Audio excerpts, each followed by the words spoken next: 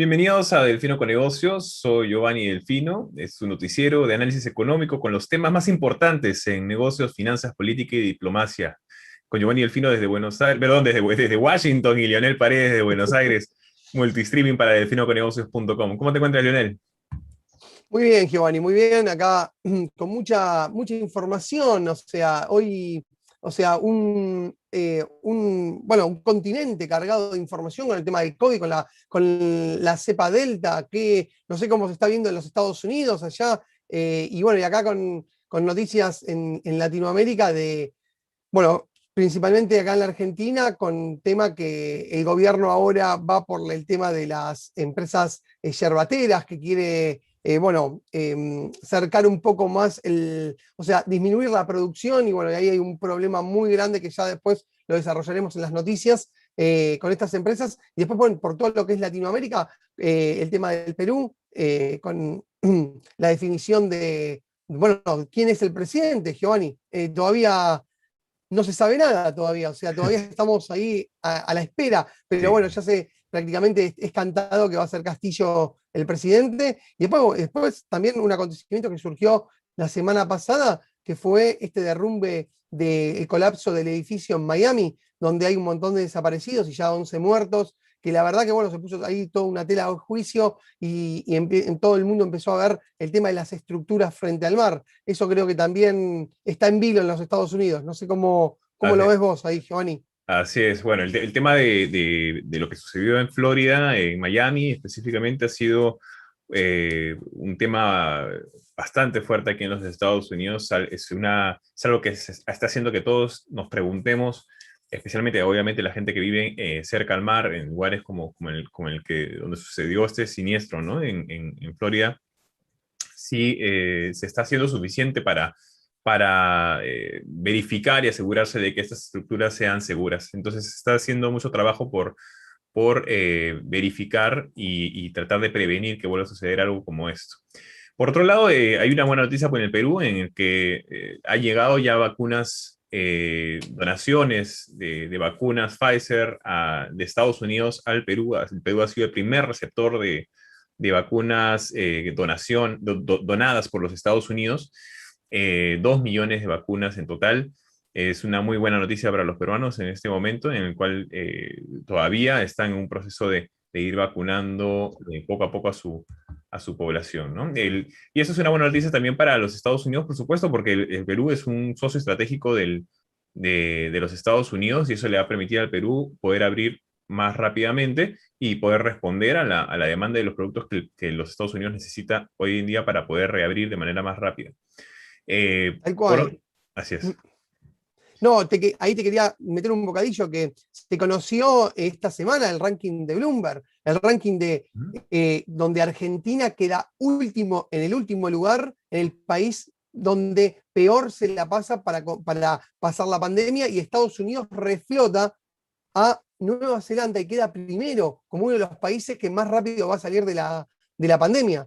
La verdad que es triste bueno, o sea, viéndolo o sea, del lado argentino, pero también es impresionante cómo Estados Unidos, cuando inició la pandemia, que había un montón de muertos y había un montón de contagios, y uno de los países que más contagios tenía, cómo empezó a vacunar, justamente lo que vos decías recién con Perú, cómo empezó a salir adelante. Y hoy en día prácticamente en los Estados Unidos, no sé, ahí confirmame vos, no están Así usando es. prácticamente las mascarillas. Así es, sí. Y bueno, si regresamos al tema de lo que está pasando en el Perú en cuanto a las elecciones, todavía existe mucho temor en el mercado, si bien el mensaje que acaba de dar hace poco bueno, quien podría ser presidente, Pedro Castillo, de que está tratando de mandar un mensaje de que se va a mantener el sistema económico establecido. Ha pedido que se mantenga también el actual presidente del Banco Central de Reserva, que mantenga todavía su posición durante los próximos años, que no se retire todavía, porque ya había hecho un anuncio de que se iba a retirar muy pronto. Eh, entonces está tratando de mandar un mensaje de estabilidad a los mercados y eso ha ayudado a que también el tipo de cambio se retroceda y que no siga perdiendo valor ante el dólar, que ya estaba cerca de los 4 soles el dólar, y ya poco a poco ha comenzado a retroceder una vez más. Esperemos que sea efectivamente lo que está diciendo ahora, que realmente se vaya a mantener la estabilidad económica del país, el sistema económico y se respeten la Constitución, ¿no? Pero vayamos, ¿qué te parece, Leonel, con las noticias más importantes de la semana? Bienvenidos al resumen de noticias más importantes de la semana. Estados Unidos envía la primera dosis de vacuna Pfizer contra el COVID al exterior, y dentro de ellas una donación de 2 millones de vacunas al Perú, como parte del compromiso de la administración Biden de donar millones de vacunas a otros países. Así lo dijo al noticiero Perspectivas un funcionario de la Casa Blanca. Además, Baltimore retrasa la implementación de la prohibición de las bolsas de plástico. Por segunda vez rechaza la prohibición para la implementación de las bolsas de plástico de un solo uso, que había sido trasladada al 9 de julio debido a las dificultades económicas creadas por la pandemia. Se necesita más tiempo para distribuir bolsas reutilizables y educar a los miembros de la comunidad, dijo el alcalde de Baltimore, Brandon Scott. Dado que la prohibición implica que los compradores de los supermercados, restaurantes y demás comercios traigan sus propias bolsas reutilizables, y de lo contrario deberán optar por comprar bolsas de papel por 5 centavos de dólar.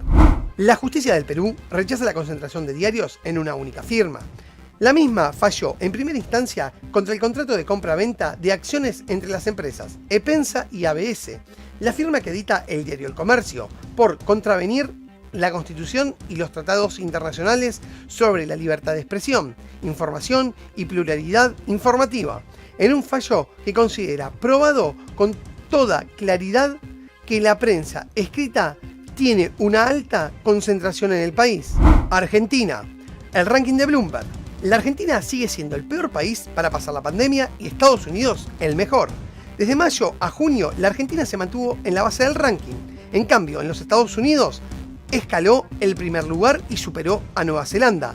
La Argentina sigue siendo el país menos recomendado para pasar la pandemia. En cambio, Estados Unidos es el mejor en enfrentar la crisis. Así lo aseguró el ranking de resiliencia de Bloomberg, que refleja de manera en que las 53 economías lidian con el coronavirus. Estas fueron las noticias más importantes de la semana.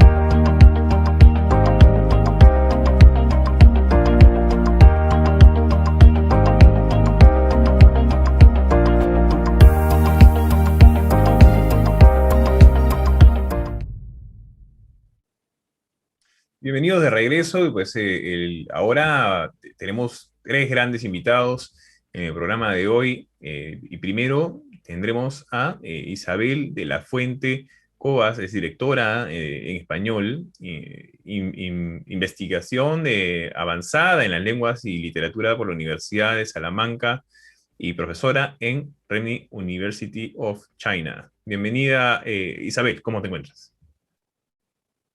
Hola, buenos días. Muchas Buenos gracias días, por permitirnos esta Isabel. entrevista. Y pues Gracias. es un hecho que China tiene grandes intereses en Latinoamérica y ha estado ingresando a Latinoamérica con grandes inversiones, y para esto también ha invertido mucho en justamente capacitar a sus ciudadanos y a esa gente en la lengua española, porque es necesaria. Coméntanos un poco cómo ha sido tu experiencia allá en este caso.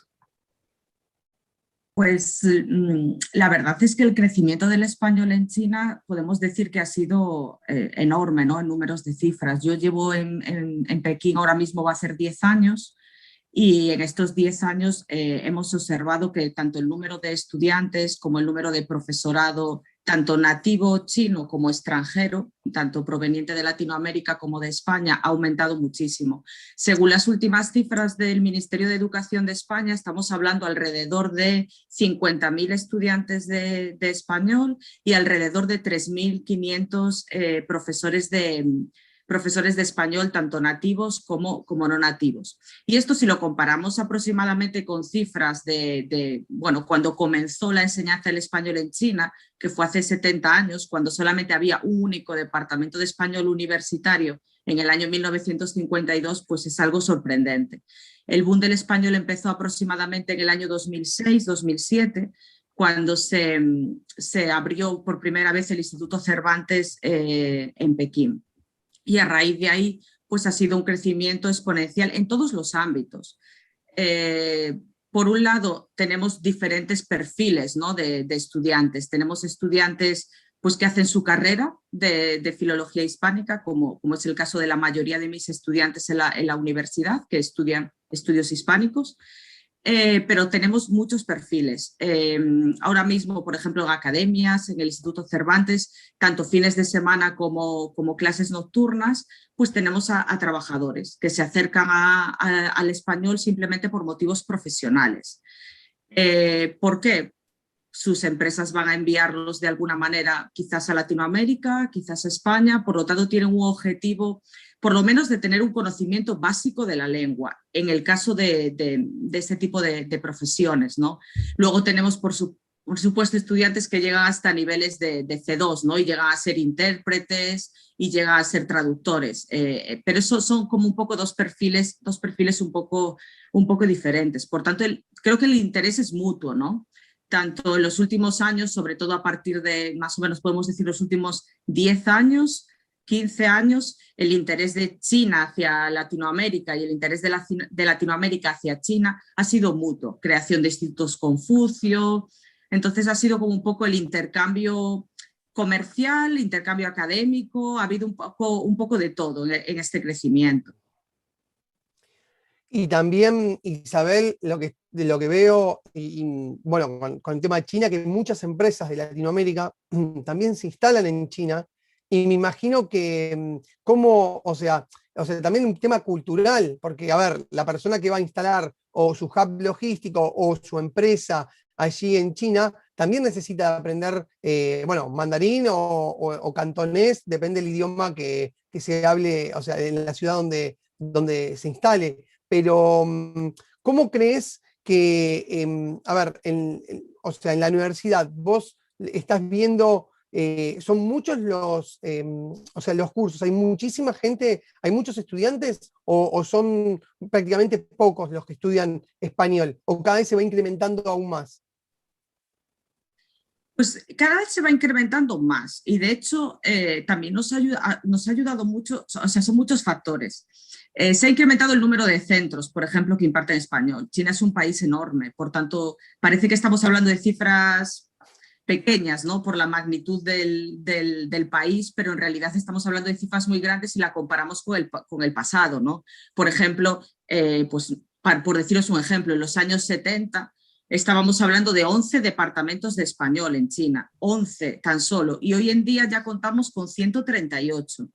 Por lo tanto, evidentemente siguen siendo cifras pequeñas si lo comparamos sobre todo con el inglés, pero sigue siendo un crecimiento que podemos ver día a día. Además, ese crecimiento se está produciendo cada vez más a edades tempranas, y eso es algo que también puede ser un interés, pues, para todo el mundo, ¿no?, del español, porque hace 2 años se incluyó el español dentro del currículum de la secundaria en China. Entonces ahora los alumnos tienen la opción, ¿no?, de elegir inglés, de elegir alemán, o sea, tienen varias opciones, pero el español está entre una de ellas. Entonces ese esfuerzo dentro de lo que es todos los que estamos aquí en este mundo de la enseñanza del español ha sido muy recompensado. Es algo que hace no solamente que la gente estudie español, sino que la gente lo conozca, porque muchas veces el problema también es un problema de promoción, ¿no?, de alguna manera, de que mucha gente no sabe exactamente ni cuántos hablantes de español hay en el mundo, ni qué países hablan español, ni las oportunidades que pueden tener en el futuro, ¿no?, las personas que hablan español. Entonces, por ejemplo, en ciudades grandes, como es el caso de Pekín, donde estoy yo, se está dando un factor que es que como con el crecimiento económico pues ha aumentado la clase media, los padres están muy preocupados por la educación de los hijos, el español se ha convertido en pues, un factor diferenciador. Es decir, quiero que mi hijo de alguna manera pueda acceder a mejores escuelas, pueda acceder a mejores universidades. Entonces hago una inversión en que aprenda español desde pequeño. Y con esto hemos visto el crecimiento, el aumento de pues, escuelas de educación infantil, etcétera, que tienen personal hispanohablante que enseña español pues, desde niños de 5 o 6 años pues, hasta la adolescencia. Por lo tanto, estamos viendo también un proceso de cambio, porque esas personas cuando lleguen a la universidad o cuando lleguen al mercado laboral, pues dentro de 10 años, 15 años, pues ya van a tener otro tipo de dominio, ¿no? Otro tipo de dominio del idioma que ahora mismo todavía estamos en factores, pero es increíble el crecimiento, el interés que se demuestra por el español y sobre todo por las relaciones, ¿no? Económicas. Al final aquí son muchísimos habitantes, la competencia es muy alta, siempre hay que buscar un factor diferenciador y mucha gente está eligiendo el idioma como factor diferenciador. Estudio economía o estudio negocios o estudio derecho, pero estudio español. Entonces, siempre juntan un poco las dos cosas para diferenciarse. Nos comentabas también hace unos momentos detrás de cámaras un poco la diferencia en cómo se están distribuyendo, al menos la gente va a España para ciertas razones, a Latinoamérica para otras. Comentabas que en el caso de Latinoamérica va mucho por razones de trabajo principalmente o para inversiones, ya que muchas empresas chinas se están estableciendo en Latinoamérica, pero la situación en España es algo distinta. Coméntanos sobre eso. Sí, realmente es un poco diferente porque hay diferentes perfiles de estudiante y también diferentes caminos. Siempre una de las primeras preguntas cuando entro en las clases nuevas siempre es ¿por qué estudias español? O sea, siempre tiene que haber un objetivo, ¿no? Detrás de los estudios. En el caso de los estudiantes más jóvenes y estudiantes universitarios, muchos de sus objetivos son continuar sus estudios en el extranjero. Y como a lo mejor la competencia en idiomas como inglés es mucho más alta y el coste de los estudios pues en Inglaterra o Estados Unidos también es mayor, pues eligen español para poder realizar sus estudios en el extranjero. Y mayoritariamente ese perfil de estudiantes suele ir a España, hacer tanto su maestría como en muchos casos su doctorado. Suelen elegir universidades españolas. Pero el caso de trabajadores suele ser totalmente diferente. Dado la cantidad de inversiones que tiene China en Latinoamérica, es un perfil totalmente distinto. Muchas de las empresas envían de alguna manera a sus trabajadores chinos a las sedes que tienen en Latinoamérica. Y entonces ahí es donde necesitan por lo menos conocimientos básicos del idioma para poder manejarse en la vida diaria. A lo mejor no tanto en negocios, ¿no? No necesitan un perfil tan alto, pero sí necesitan ese tipo de trabajadores. Sobre todo pues en sectores como la construcción, como infraestructuras, minería, energía. Todas estas empresas estatales chinas con inversiones en Latinoamérica están formando de alguna manera a sus trabajadores para poder desarrollar su trabajo en América Latina. Isabel, y en Pekín, donde estás vos, además de la Universidad de Renmin, ¿hay otras universidades también que dan español o son prácticamente, porque a ver, esto es una lengua opcional, no es nada, o sea, no es que si estudio economía voy a tener una materia que es español, es así, ¿no? O sea, es opcional por voluntad de ellos. Como acá en Latinoamérica muchos se están volcando a estudiar mandarín justamente para hacer la diferencia entre el inglés y otro idioma, y es loco ver cómo allá estudian el español también para diferenciarse, y además, como decías vos, hay tanta competencia que bueno, de alguna forma te tenés que diferenciar, porque si no, el otro lugar te lo ocupa la otra persona. ¿Cómo ves el crecimiento en las universidades? ¿Hay muchas que están implementando la lengua o...? Sí, o sea, a nivel general, o sea, en Pekín hay muchísimas universidades que ya llevan dando español durante muchos años. O sea, el cambio quizás ha sido en los últimos años el aumento de la apuesta, quizás, vamos a decirlo de alguna manera, de las universidades por el idioma, ¿no? Ahora mismo siempre hay dos opciones. Hemos tenido las universidades de lenguas, por decirlo de alguna manera, que siempre han enseñado pues, todo tipo de lenguas y el español siempre ha estado dentro de su currículum, ¿no? Pero ahora contamos con otro tipo de universidades que quizás son de un carácter mucho más generalista, universidades donde sus carreras estrella, por decirlo de alguna manera, pues son negocios, o es turismo, o es derecho, o es cualquier otra especialidad. Y esas universidades están haciendo una apuesta muy grande por la creación de centros de lenguas.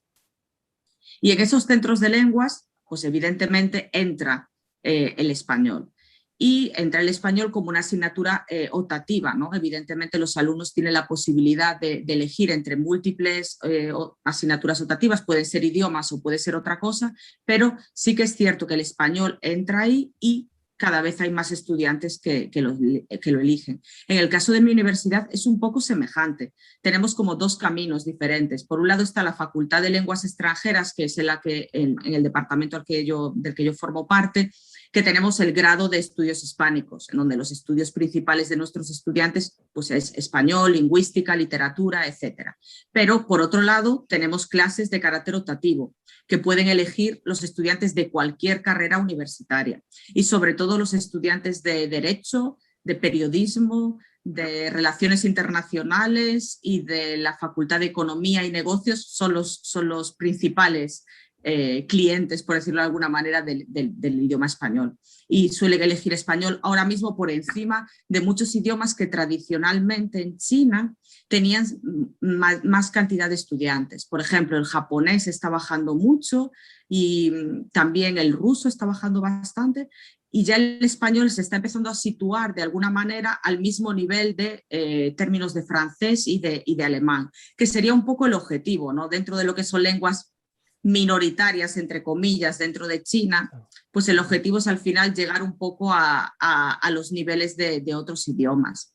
Sobre todo porque, bueno, el francés también lo estudian por el caso de África y sus inversiones en África, por lo tanto siempre hay algún tipo de objetivo profesional o objetivo económico. Pero no cabe duda que el idioma español cada vez está siendo más importante y especialmente para los intereses de China, que está haciendo grandes inversiones en Latinoamérica. Muchas gracias, Isabel, por darnos estos minutos para poder conversar contigo y conocer sobre todos estos temas. Espero te tengamos muy pronto una vez más en el programa. Muchas gracias a vosotros. Hasta luego. Hasta la próxima. Muchas gracias, Isabel. Bien, y bueno, regresamos en unos momentos, vamos a unos comerciales y volvemos con nuestro siguiente invitado. Hasta la próxima. Bienvenidos al resumen semanal de Delfinoco Bienes Raíces Market Brief. Están surgiendo planes residenciales para un sitio controlado por la Universidad de Howard en una esquina prominente a lo largo de George Avenue. Rock Creek Property Group presentó planes al Comité de Zonificación, Planificación y Desarrollo de ENC1B para el antiguo sitio de Effingham Apartment en Georgia Avenue y Fairmont Street Northwest. El desarrollador propone un nuevo edificio de 5 pisos con un penthouse que entregará aproximadamente con 90 apartamentos por encima de 40.000 pies cuadrados de espacio comercial. La alcaldesa de DC, Muriel Bowser, está haciendo un cambio importante en los planes para el complejo de viviendas públicas de Park Morton en Parkview. El Distrito de la Autoridad de Vivienda de DC ha pasado varios años sacando a las familias de las propiedades en preparación para la demolición de sus 174 unidades y una remodelación completa como parte de la controvertida iniciativa New Communities. Pero según la última propuesta de presupuesto de Bowser, la ciudad ahora espera gastar un poco más de $15 millones para hacer que Park Morton sea habitable nuevamente por los residentes. Tribeca es el nuevo condominio más esperado de NoMa, ya que está debutando 2 nuevas casas modelo y una nueva asociación exclusiva con Wipe EV. Este será el primer condominio en DC que se convierte en parte de Tesla Share. Esto permitirá a los residentes reservar un auto Tesla completamente nuevo y completamente cargado desde la comodidad de su teléfono e ir a cualquier lugar con estilo y sostenibilidad. Un dato novedoso es que contará con una amplia azotea del edificio que estará equipada con asientos tipo lounge, un comedor y una fogata, proporcionando el lugar perfecto para relajarse. El Sky Lounge cuenta con un hermoso centro de entretenimiento, un área de bar con fregadero de mármol y amplios asientos para ver películas con amigos o trabajar desde casa. El edificio también ofrece un gimnasio de última generación y servicio de consejería 7 días a la semana. Los compradores ya podrán empezar a mudarse durante la temporada de verano de este mismo año. Según Mortgage News Daily, el promedio de las tasas hipotecarias al cierre de la bolsa el viernes son los siguientes.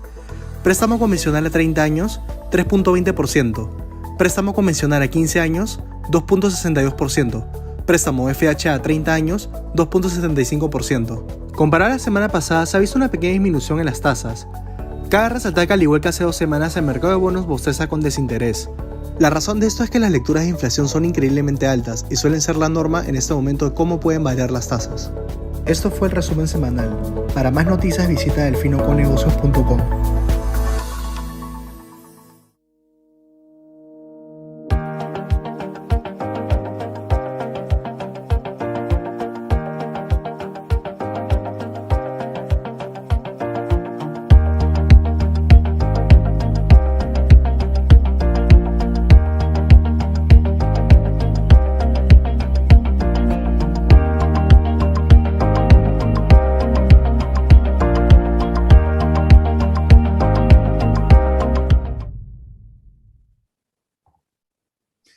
Y volvemos una vez más, soy Giovanni Delfino desde Washington, Leonel Paredes desde Buenos Aires, y esta vez les traemos a otra invitada especial. El día de hoy tenemos candidata al Consejo del Condado de Montgomery, es Natalie Fanning González, con quien vamos a conversar un poco sobre su historia y esta iniciativa, este emprendimiento, por así decirlo, hacia el Consejo del Condado. Bienvenida, Natalie, ¿cómo te encuentras?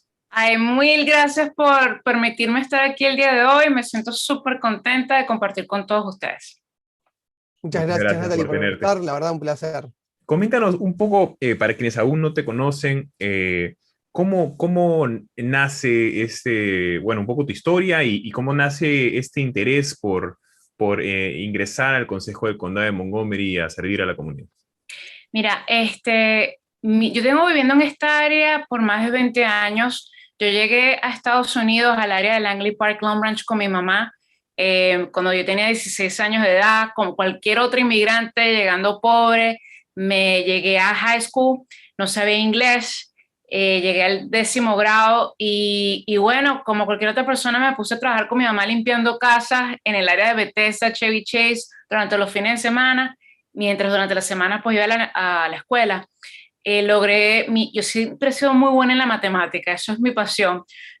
Pude sacar muy buenas notas que me llevó a ir a la universidad con todo pago, al mismo tiempo aprendiendo inglés. Entonces, una vez que me gradué de la universidad, empecé a trabajar con CASA, que es la organización más grande del estado de Maryland, y me convertí en su lobista para el Maryland Dream Act, que es la legislación que permite que los estudiantes indocumentados puedan pagar matrícula estatal. Entonces ahí formé mi carrera política, siendo lobista en Annapolis, trabajando bastante allá y entendiendo cómo funciona al nivel estatal y también al federal, porque también era lobista en Capitol Hill. Luego de todo eso empecé a trabajar con un sindicato porque quería saber cómo se manejaba por dentro. Y luego, últimamente, había una posición en el Comité de Planificación y Parques del Condado de Montgomery, que es un condado con más de 1 millón de personas. Este es el comité que le da permiso a los proyectos de desarrollo, los proyectos urbanos que avancen. Son 5 miembros y yo fui la primera persona elegida a ese comité con descendencia hispana, la primera inmigrante, la primera milenio también. Entonces, he sido ahorita la vicepresidenta de ese comité de economía y de desarrollo por más de 7 años ya, soy la vicepresidenta. Entonces tengo una fundación extremadamente fuerte sobre procesos económicos del condado, que esa es mi fortaleza. Entonces estoy dando hincapié a esta campaña al consejo con esa fundación tan grande, especialmente después de una pandemia donde hay tanta necesidad a nivel de vivienda, a nivel de salud, a nivel de economía, mucha gente que no tiene trabajo. Y ese es mi enfoque, esa es mi fuente, y por eso es que estoy recibiendo tanto apoyo de tantos grupos como CASA, grupos que se enfocan en ayudar a la gente pobre, pero también grupos de negocios que me han visto como una gran aliada a través de los años. No es que yo llegué hoy y dije, mira, voy a correr. No, yo tengo una fundación y me han pedido, yo realmente, si me hubieses preguntado hace un año, ¿te vas a lanzar? Yo te voy a decir, no, vale, yo estoy dan con la política. Pero el hecho que mucha gente me dice, este es tu chance, este es el otro paso después de terminar en la Junta de Planificación y Parques, especialmente a nivel del condado. Entonces, nada, lo estoy tomando y con mi esposo a la mano también. Yo tengo 2 niños pequeños de segundo y tercer grado, eso es bastante al mismo tiempo, pero lo estoy haciendo con mucha emoción y mucho corazón, y escuchando el apoyo de la gente que me está dando me da esperanza de que esto va a pasar y vamos a ganar. So. Bueno, mencionabas de que mucha gente te alentó a tomar este paso, pero ¿cuál dirías que ha sido el principal motor para tomar la decisión? La necesidad que veo económica de aquí. O sea, yo he sido una persona, una gran aliada para los grupos que trabajan con personas vulnerables, como aquellas personas que trabajan en empresas gigantescas que quieren hacer negocios en el condado de Montgomery, que esa es mi fuente. Yo soy negociante, como te dije anteriormente, yo soy una persona que adora los números no mienten. Entonces, cada vez que yo funciono, yo trabajo bajo data, mis posiciones han sido basadas en data, que eso es algo que la gente le ha encantado de mí, y te lo digo ¿sabes? Si suena arrogante, bueno, pero te lo digo porque así es.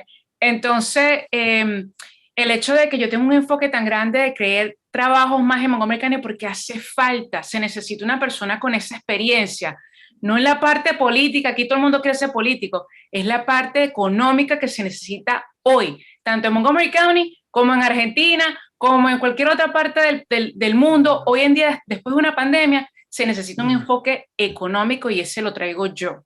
Así es. Bueno, y cuando se han hecho encuestas de cuáles son los principales puntos de interés de la comunidad latina en temas políticos, contra toda, digamos, ideas que se puede hacer la gente pensaba a veces podría ser inmigración, podría ser otros temas, pero en realidad a la comunidad lo que más le interesa es el tema económico, ¿no? Claro que sí. Que haya trabajo, que la economía salga adelante, porque eso va a depender sus vidas. Pero ¿qué nos dirías tú que son estos principales puntos a los cuales te enfocarías dentro de lo que es en el ámbito económico en todo caso?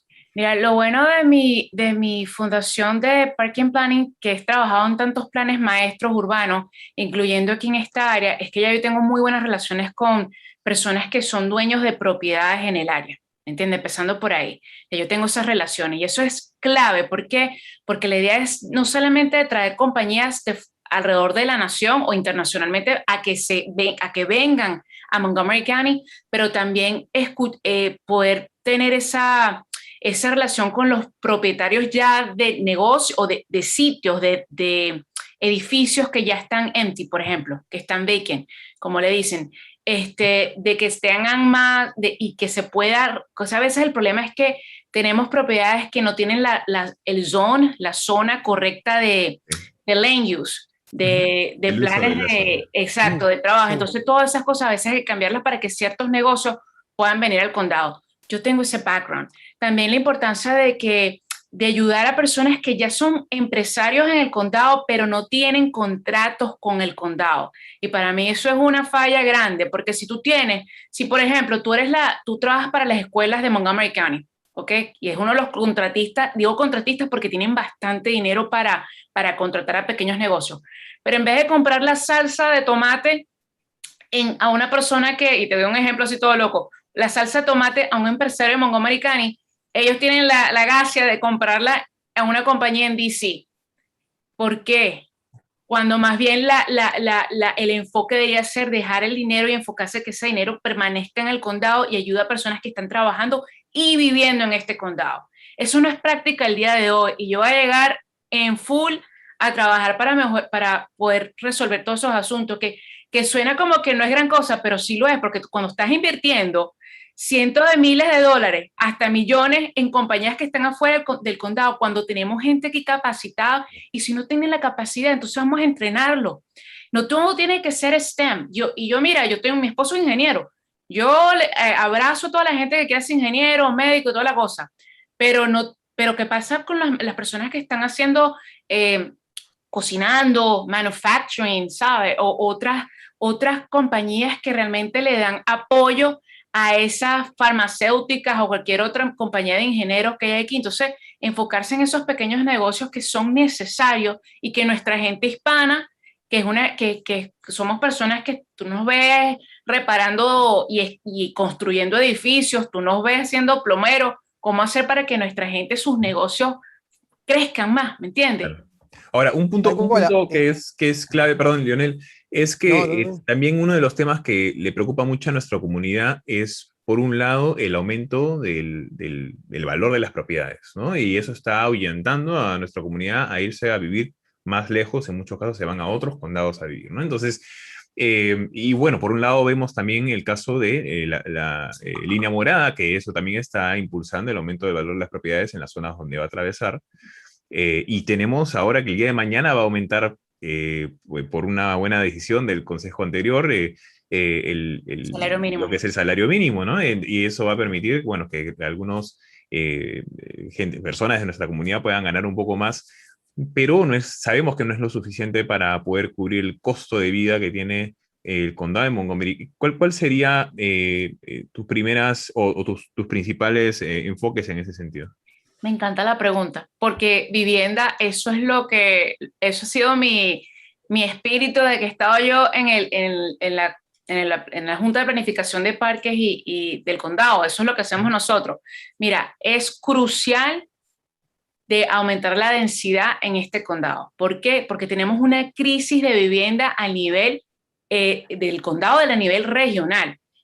Fácilmente tú puedes ver 2 o 3 familias viviendo en la misma casa. ¿Por qué? Porque no hay suficientes casas alrededor de sitios de tránsito. Entonces, incrementar o subir la zona de densidad en áreas claves cerca del sistema de tránsito es número 1, y eso lo estamos haciendo en este mismo momento en el Comité de Planificación, y yo estoy liderando ese debate. Eso es uno. Y es bien dramático, necesito añadir, porque lo que pasa es que, especialmente en este condado, muchas personas que tienen muchas décadas viviendo aquí, viven en cierto vecindario y no les gusta que algo cambie. Entonces, cuando a alguna persona no le gusta que algo cambie, entonces empiezan a quejarse y a tener ese miedo de esa ola de cambio que está ocurriendo. Lo que pasa es que hay que ser realistas, esa ola va para allá. Lo que estamos nosotros es asegurando de que estemos preparados para recibirla. El hecho de que tenemos muchas familias viviendo en la misma casa no es justo y no es humano. Entonces, crear más vivienda para poder resolver la demanda y la oferta que existe hoy en día, ¿me entiendes? Porque no hay suficiente oferta, como en los términos económicos. Segundo, la parte de vivienda y transportación va de lado a lado, porque especialmente para la comunidad hispana, porque los hispanos y los afroamericanos son los que más toman acceso a las vías, a los servicios públicos de autobuses. Entonces, aseguramos que tenemos más vivienda en sitios cerca de autobuses y que sean seguros para que la gente tome el autobús es crucial, y mantenerlo, el acceso al metro y las tarifas de metro y las tarifas de autobuses a bajo costo, porque es nuestra comunidad la que lo necesita, con más urgencia, porque queremos que lleguen a sus trabajos de manera segura, eficiente, y queremos que más gente trabaje. Entonces, todos esos asuntos... Queremos más gente también en ¡Claro! este tipo de medio de transporte para reducir el tránsito. Claro, eso es la parte ambientalista que también enfatizo, que yo le doy mucho énfasis. Cuando tú pides más vivienda cerca del tránsito, tú estás amando el planeta, porque estás diciendo que vas a usar menos tu vehículo y usar más el autobús o las líneas ciclistas, que yo soy bastante fuerte en eso, de crear ciclovías donde tienes las barreras de protección para que la gente pueda manejar una bicicleta, o inclusive, si eres una persona que está en una silla de ruedas, tú tiendes a estar en las vías de bicicleta en vez de las aceras, porque las aceras o no hay aceras o están mal hechas por las raíces de los árboles, no son cómodas para personas que están en sillas de ruedas. Entonces, por muchos motivos, y estas son cosas que yo tengo ya 7 años trabajándolas, son cosas que la gente sabe que yo soy la persona indicada para estar en este nivel del condado, porque no solamente te estoy diciendo que son cosas que yo votaría, son cosas que ya yo te he hecho, y por eso es que estoy recibiendo el apoyo. Natalie, a ver, yo hoy te escucho hablar sobre esto y me haces acordar mucho también a lo que pasó acá en la Ciudad Autónoma de Buenos Aires. Yo, por lo que escucho, y está genial lo que estás proponiendo, de hecho las ciclovías hoy en día en Argentina la Ciudad Autónoma de Buenos Aires, vos te podés manejar por toda la ciudad en ciclovías, y bueno, justamente, lo que pasa es que también hubo que educar también a la gente, y hay mucha gente que hasta pone mucha resistencia, y muchos camiones se aparcan en las ciclovías, o sea, impidiendo el paso. Por eso también creo que todo es un poco de educación, y mi pregunta es la siguiente. Vos te encontrás con la gente, la población de Montgomery, ¿no es un poco, a ver, ¿cómo es la palabra? ¿No es un poco, si se quiere decir, o sea, resistente, o sea, como más, o sea, que resiste al cambio? Sí, eso mismo me refería. La parte de resistencia ha sido brutal, tanto en la parte de las ciclovías como en la parte de viviendas, que la gente dice, no, este es mi vecindario, yo no quiero que más gente venga para acá, pero no es la realidad, hay que modernizar nuestras políticas. Entonces, con lo de los camiones, lo que yo he propuesto, y lo estamos haciendo aquí en Wheaton, donde vivo yo, es que si tú pones barreras entre los carros y los ciclistas, un camión no puede pasarle por ahí ya se resolviste ese problema. Y es cuestión de tener voluntad de decir, mira, esto es lo que hay que hacer, y mucha gente me dice, mira, te doy un ejemplo. La semana pasada hice un evento local aquí en Wheaton, donde acabamos de poner un ciclovía en la University Boulevard.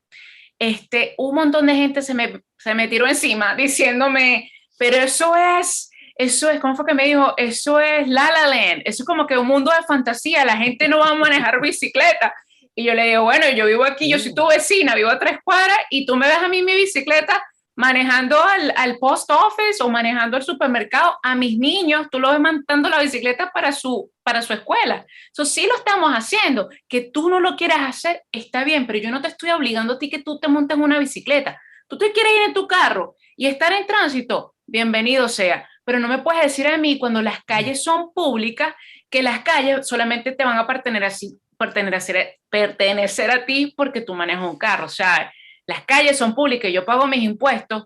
Entonces, bueno, es un tema grave, va a ser duro, pero yo estoy entrando a esta carrera política clara de que yo no cambio mi perspectiva, yo no cambio mi discurso, porque si yo cambio mi discurso, yo pierdo como ser humano y pierdo como activista, y yo no me respetaría, yo no voy a cambiar para pedir un par de votos. Y yo sé que la gran mayoría va a decir sí al cambio. Y si pierdo, además, bueno, y si pierdo, borra lo que acabo de decir, pero en junio de 2022 hablamos, espero no perder. No, pero, a ver, lo que decís tiene mucho sentido. De hecho, si nos trasladamos a otras partes del mundo, lo que es Europa, justamente es lo que viene, O sea, en Holanda es impresionante, no solo Holanda, Francia, tenemos muchísimos países como para nombrar, pero no solamente el tema de las ciclovías, también el tema de la contaminación de lo que es las luces. Por eso está toda la implementación de luces LED. Esa es mi segunda pregunta. O sea, ¿cómo ves el tema de la implementación de luces LED en el condado de Montgomery? No sé si ya lo tienen o si tenés en mente algo así. Sabes que ese tema no lo tenemos todavía. Hemos estado hablando, ¿sabes el tema que está ahorita que es candela? El tema de los paneles solares en una área de agricultura. Eso es lo que está. Esos temas vienen al frente de la Comisión de Planificación antes de que vayan al Consejo. Y yo voté a favor, porque era solamente el 2% de toda la reserva de agricultura que tenemos en el condado. Y yo pienso que si realmente estamos diciendo que vamos a hacer un condado que quiera amar el planeta y diversificar nuestras fuentes de energía, entonces tú tienes que decirle que sí a las placas solares. Entonces, para que tú veas, un tema así que a lo mejor es sentido común, agarró bastante resistencia. Entonces, pero con las luces no lo hemos, pero lo voy a poner ahorita en mi lista, ahorita que lo mencionas, para serte sincera. Mira, te cuento que aquí en la ciudad de Buenos Aires, la misma alcaldía de la ciudad de Buenos Aires, ahora que vos estás hablando de los paneles solares y las energías renovables, acá se lo denominan, están los paneles, la misma alcaldía puso en los techos de su edificio paneles solares, y también acá se lo denomina termosolar. El termosolar es justamente un termo donde el agua se calienta y se utiliza justamente para cualquier tipo, para darse una ducha, como también para no sé, Sí. Lo o tengo sea, en el lavarse edificio. las manos o El lo que edificio. fuese. Nosotros lo usamos aquí en uno de nuestros edificios de Parque en Plan. Bueno, y te digo la verdad que la ciudad de Buenos Aires es impresionante la cantidad de edificios que vos ves, no solamente en la ciudad, sino también en las afueras.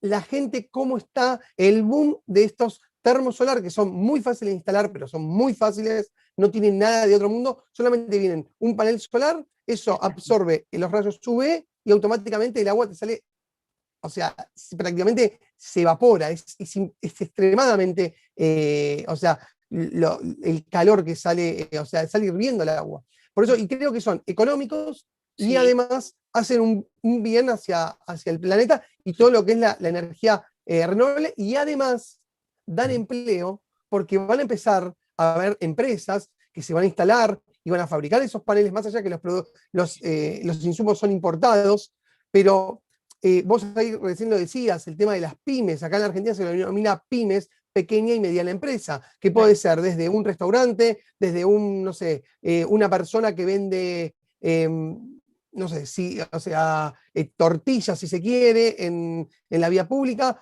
o lo que fuese. Cómo cuidar un poco a las pymes, que aquí en Argentina es el 90% el que le da empleo al país.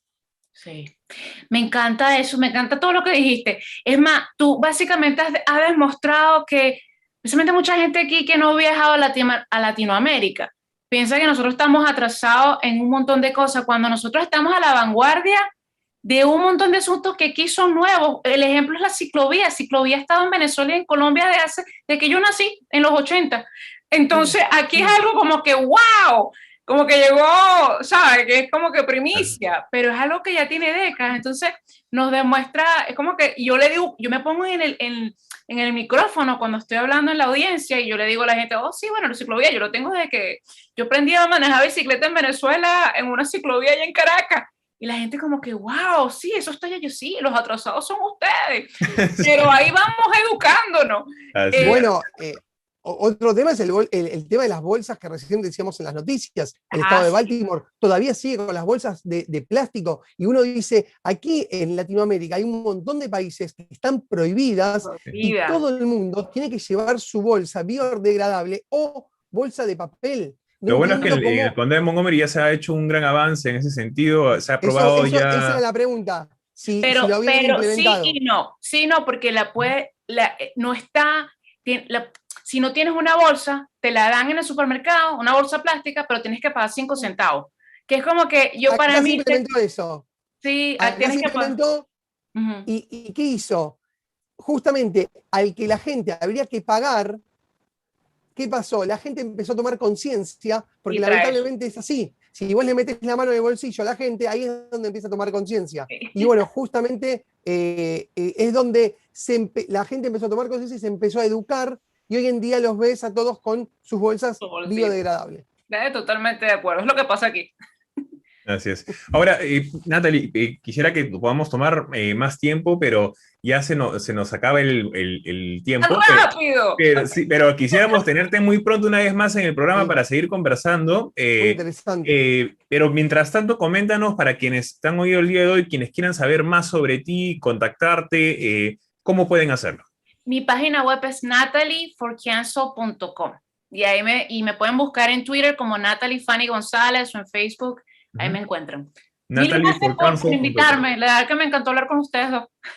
No, gracias, no, un gusto tenerte y claro que sí, hagamos otra entrevista muy pronto para tomarnos un poco más de tiempo y conversar mucho más sobre tus planes con el condado de Montgomery en beneficio de toda la comunidad que nos escucha. Gracias. Cuídense entonces, mil gracias. Saludos a todos. Gracias, Natalie. Gracias, hasta la próxima. Muchas gracias. Interesante, Giovanni, creo que así es. se la ve comprometida, y eso es lo que inspira a gente cuando quiere entrar en la política o hace acciones por la comunidad, justamente porque se la ve muy comprometida. Creo que eso es lo que falta. No sé vos qué opinás, pero...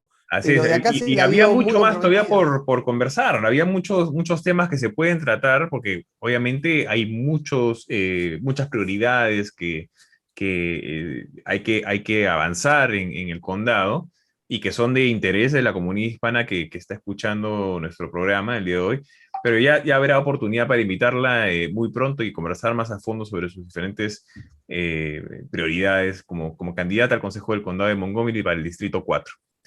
Pero regresemos, vamos a regresar en unos momentos con más información. Vamos a tener a Susana Marino de la Cámara de Comercio Hispana del norte de Virginia. Regresamos en unos momentos.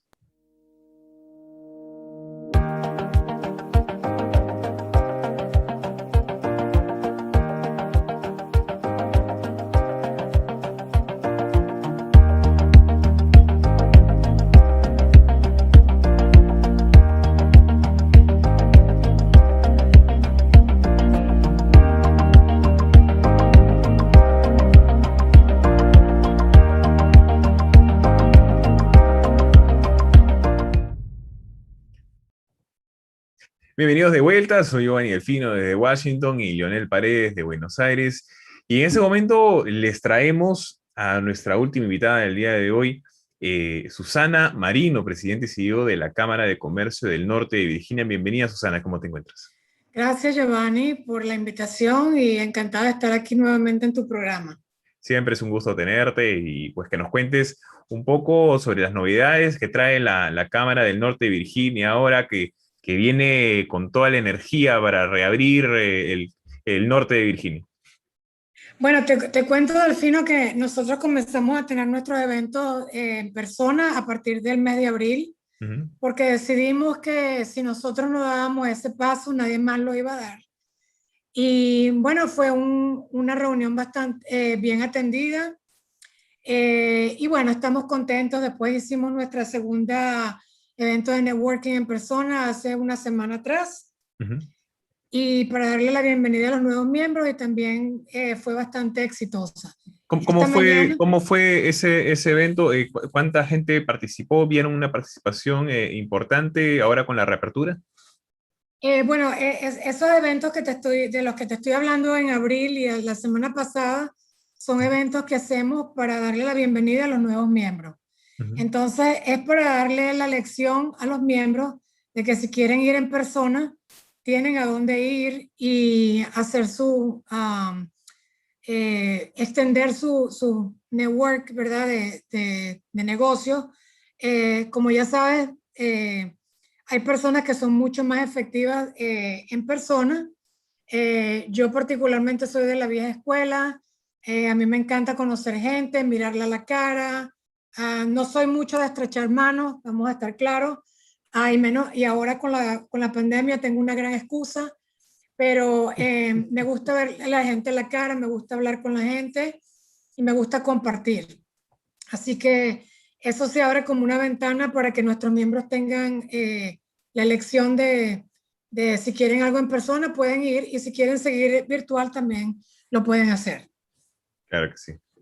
Susana, ¿y se están incrementando los miembros? ¿Hay más incremento de miembros ahora que antes de la pandemia o todo lo contrario?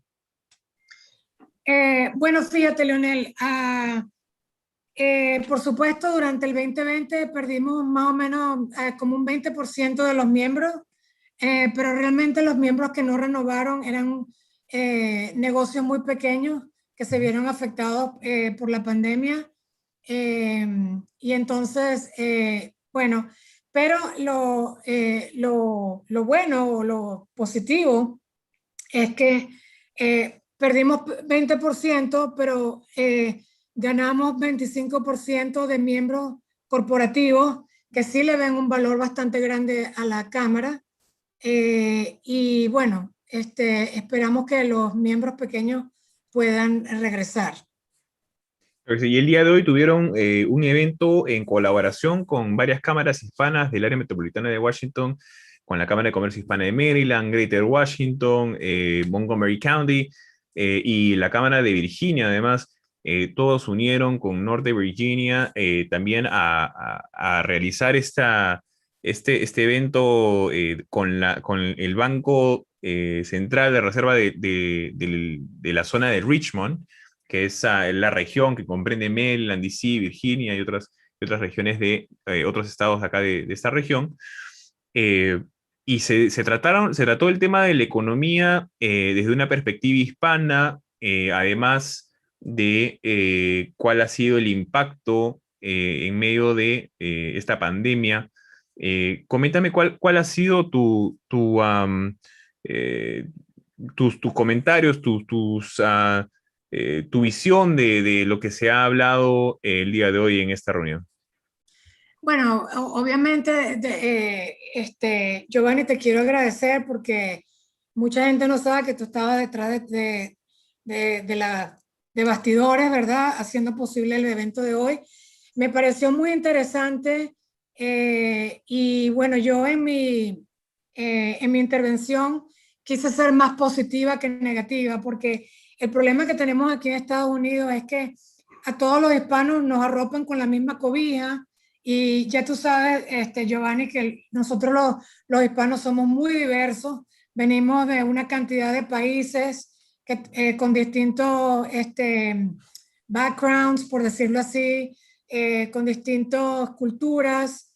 Tenemos, por supuesto, necesidades muy distintas y yo nunca estoy de acuerdo con arropar 60.6 millones de hispanos en Estados Unidos con la misma cobija, que todos somos pobres, que todos no estudiamos, que no tenemos que comer, que tenemos necesidad de dinero para pagar la renta, y eso no es verdad.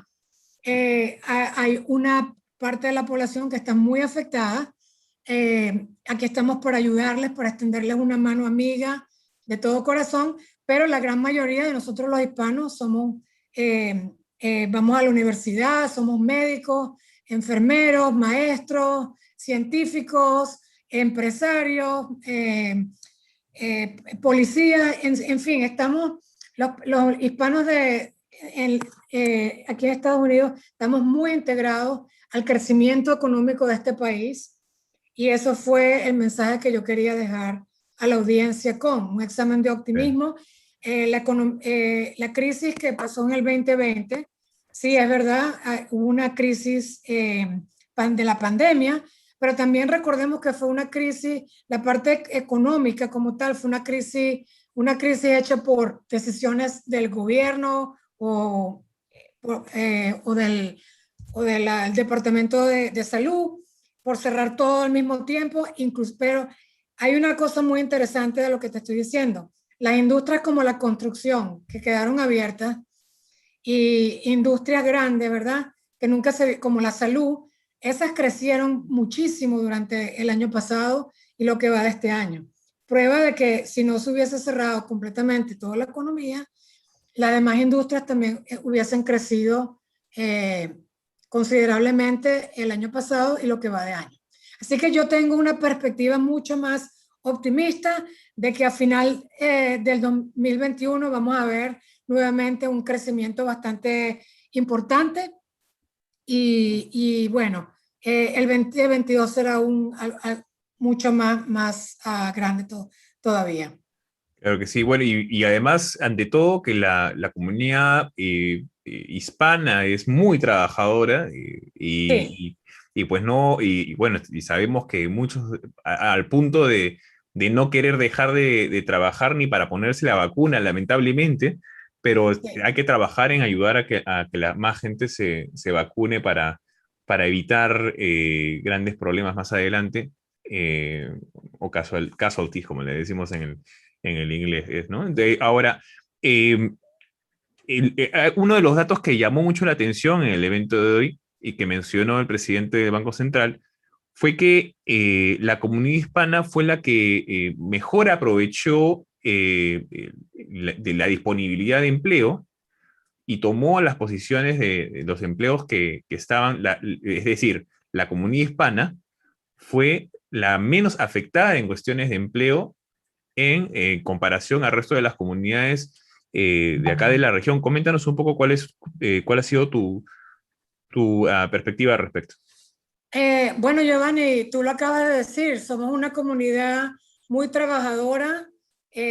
Venimos a Estados Unidos a contribuir grandemente, no solo en la economía, pero en áreas en la ciencia, en el arte, en la industria de construcción, en educación, etcétera, etcétera.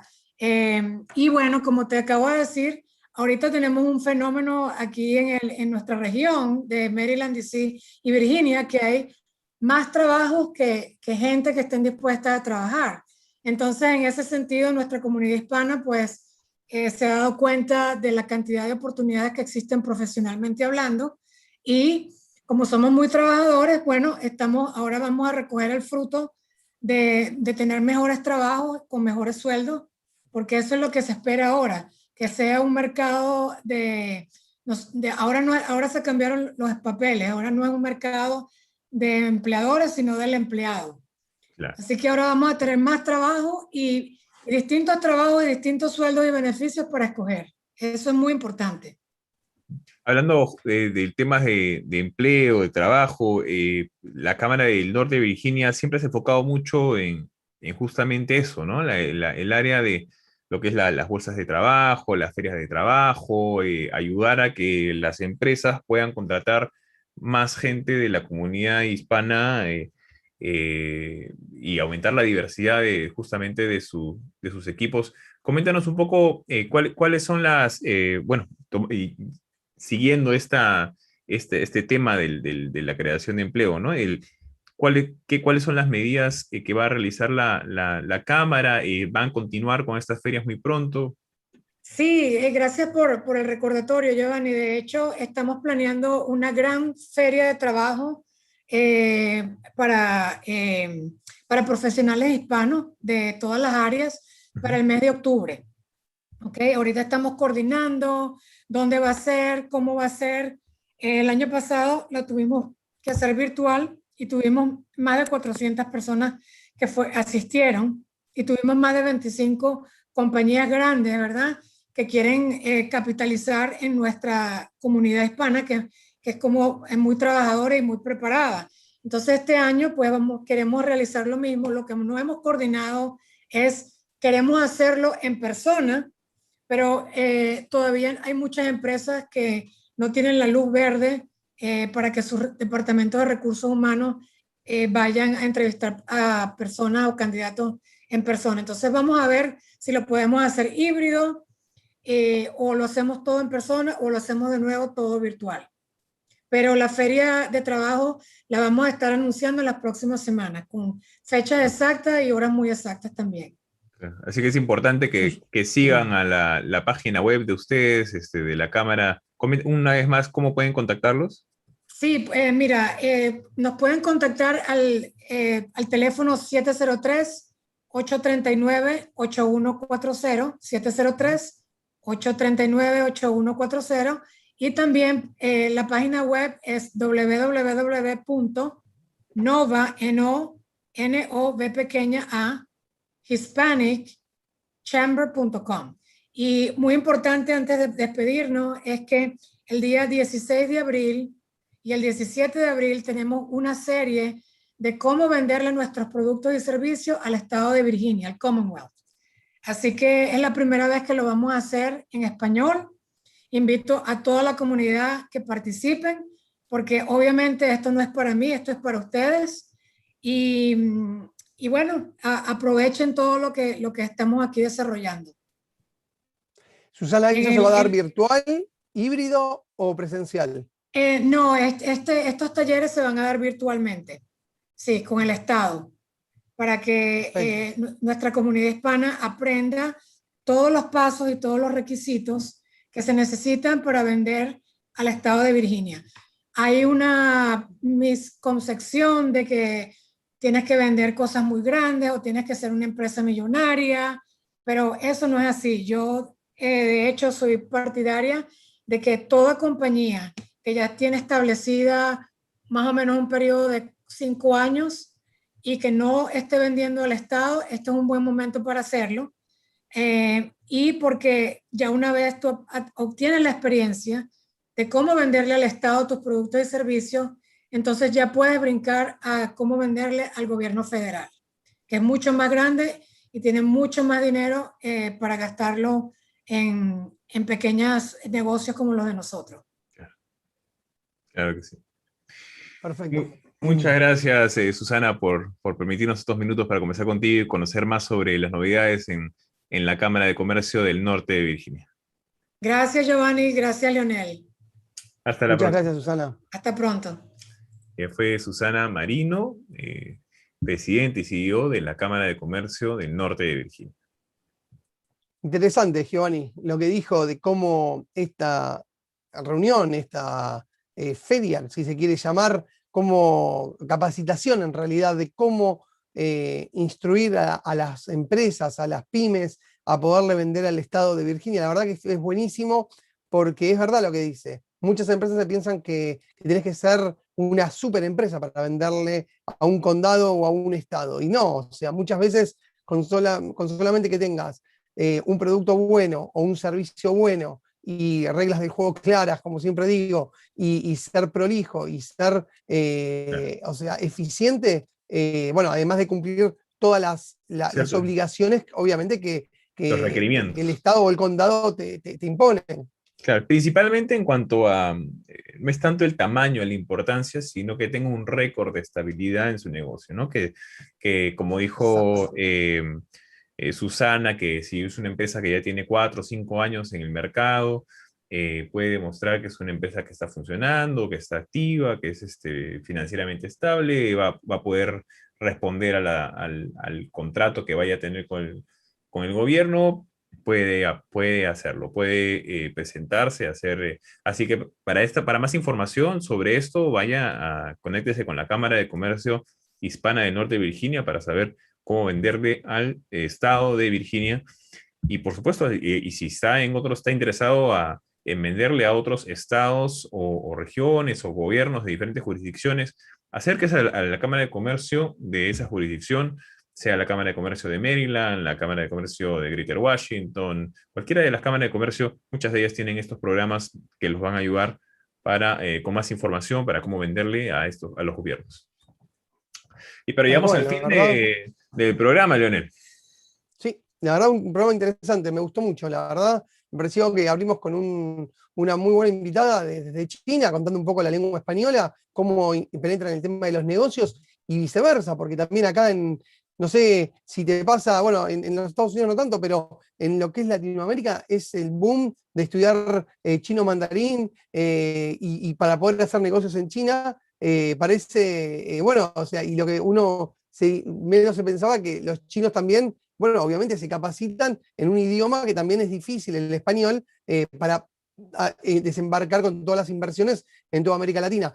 Después bueno, pasamos con Natalie, la verdad que es buenísimo lo que está haciendo Natalie en el condado de Montgomery. Y bueno, y terminamos con la Cámara de Virginia, que la verdad también ya la hemos tenido y siempre están a la vanguardia, siempre generando nuevos eventos, ayudando a la comunidad, que creo que eso es lo que más se resaltan de todas las cámaras, cómo ayudan a las pymes y a y a la comunidad en donde están.